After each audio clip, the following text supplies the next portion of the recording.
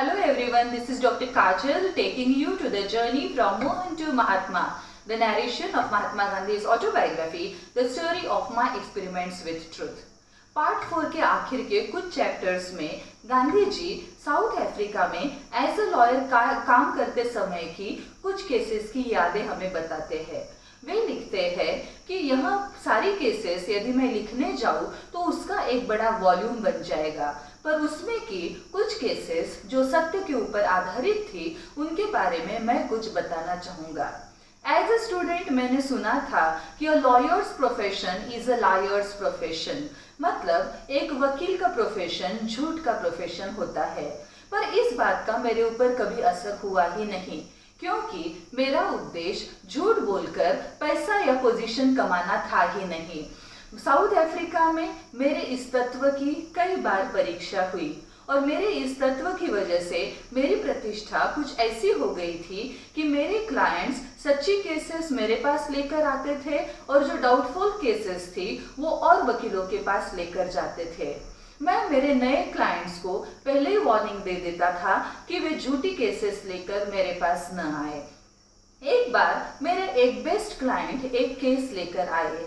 वह अकाउंट से रिलेटेड बहुत ही कॉम्प्लिकेटेड केस था और उस वजह से कोर्ट ने उसका बुक कीपिंग का हिस्सा एक क्वालिफाइड अकाउंटेंट के पास आर्बिट्रेशन के लिए भेज दिया था। उसमें एक एंट्री डेबिट साइड में होने की जगह क्रेडिट साइड में हो गई थी। यह जब हमें पता चला तब यह भी ध्यान में आया कि ऑपोजिशन को यह पॉइंट ध्यान में नहीं आया है। इस पर सीनियर काउंसिल ने कहा कि यह पॉइंट हमें बताने की जरूरत नहीं है। इस पर मैंने कहा कि मुझे लगता है कि हमने यह रिस्क लेना चाहिए।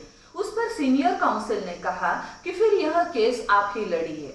जब कोर्ट में मैंने यह सारी केस अच्छे से जज के सामने रखी तब जजमेंट के समय उन्होंने कहा कि यदि गांधी यह केस सामने नहीं रखते थे, यह पॉइंट नहीं बताते, तो ऑपोजिशन को भी यह पॉइंट ध्यान में नहीं आता था।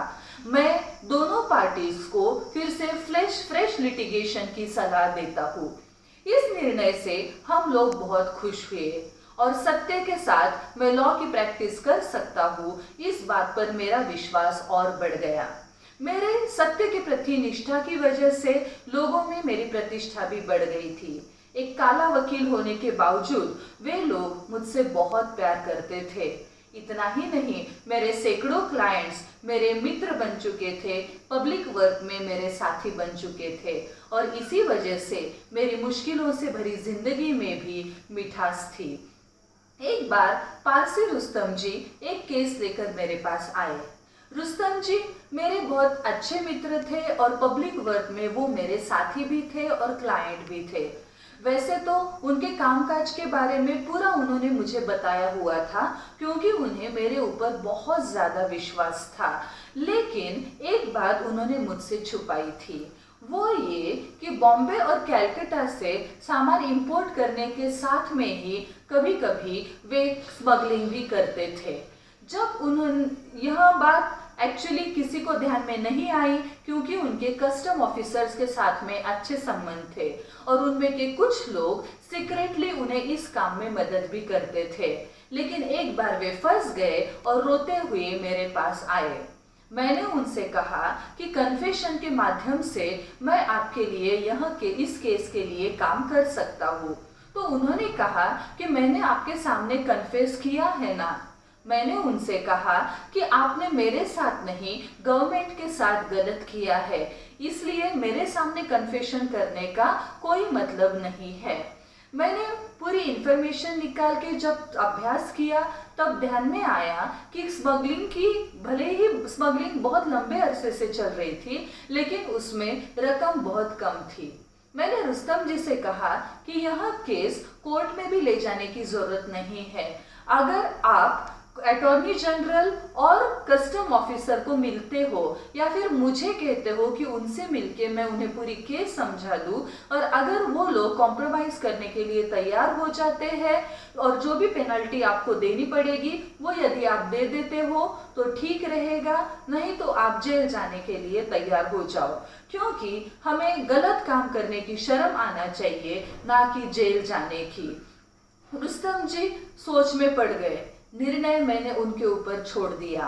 बाद में उन्होंने मुझसे कहा कि ठीक है, आप उन दोनों को जाकर बात कीजिए। मैं अटॉर्नी जनरल और कस्टम ऑफिसर को मिला, उनके सामने फ्रैंकली पूरा केस अच्छे से रख दिया। उन दोनों को मेरा फ्रैंक बिहेवियर बहुत अच्छा लगा क्योंकि मैंने उनसे कोई भी बात छुपाई नहीं थी। आगे उन लोगों ने रुस्तम जी को डबल पेनल्टी लगाया और रुस्तम जी ने वह पेनल्टी देने के लिए तैयार भी हो गए। मैंने रुस्तम जी को कहा कि यहाँ पर तो इस तरीके से कॉम्प्रोमाइज हो गया है, आप बच गए, लेकिन यदि आगे भविष्य में आप ऐसा काम नहीं करेंगे तो वही सही मायने में पछतावा होता था। और इस तरीके से यह केस सॉल्व हो गया। आगे कुछ दिनों बाद रुस्तम जी ने मुझे कहा कि यदि मैं आपको झूठ बोलता तो पता नहीं मेरा नसीब कैसा होता। इस चैप्टर के साथ में ही पार्ट 4 की एंड होती है, पार्ट 4 खत्म हो जाता है। पार्ट 5 की हम लोग शुरुआत करेंगे अगली कड़ी में। Don't forget to like, share and subscribe this video. Thank you.